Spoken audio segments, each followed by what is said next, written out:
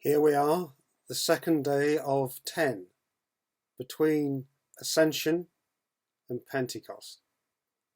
Extraordinary historical events that God orchestrated.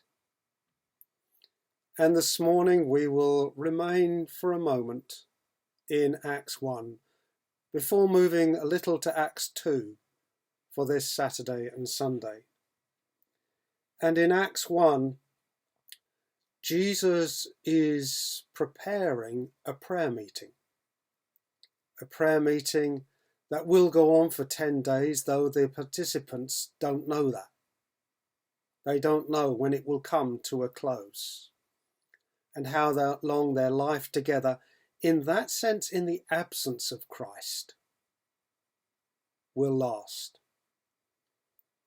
But as Jesus sets it up, he has a prepared, a taught, and an obedient people.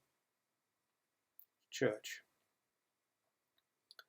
And while he was eating with them, it says in verse 4 of Acts 1, on one occasion, he gave them this command: do not leave Jerusalem, but wait. Await. Prophetic action is going to come. He's actually going to initiate what we know as the new covenant, as promised long ago through our brother, Saint Jeremiah. Wait for the gift my Father promised, which you've heard me speak about. All the apostles have heard him speak about that.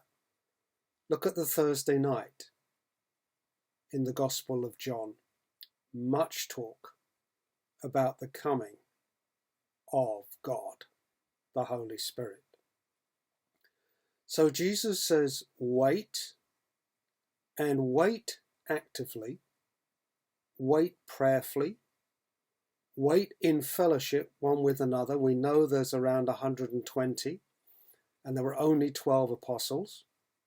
We know some of the 120 would have been the women who had travelled with him, journeyed, now back together.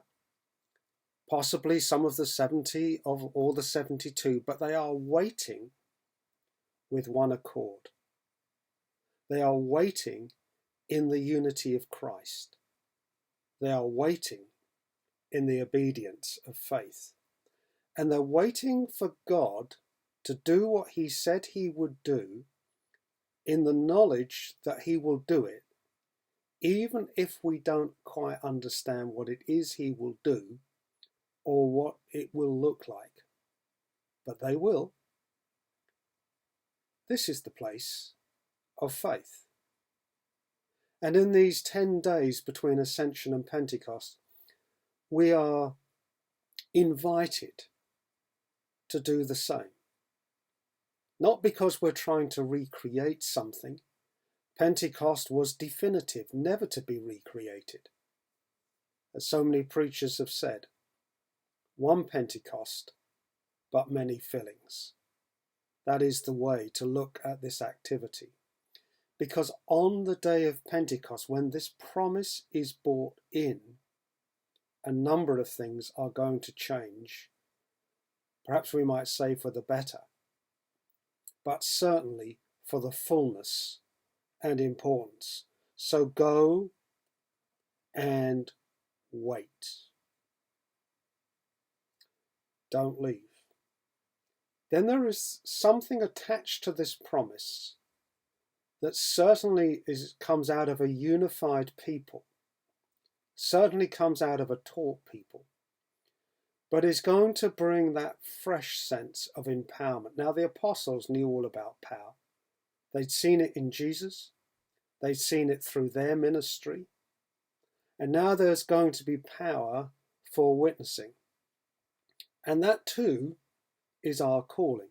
Yes, witnessing in evangelization. Yes, witnessing in our speech. But witnessing too in our very lifestyle. But beyond all of that kind of witnessing, may I suggest this: witness to what God has done. What has he done? He's poured out the Holy Spirit as he said he would, and we know him.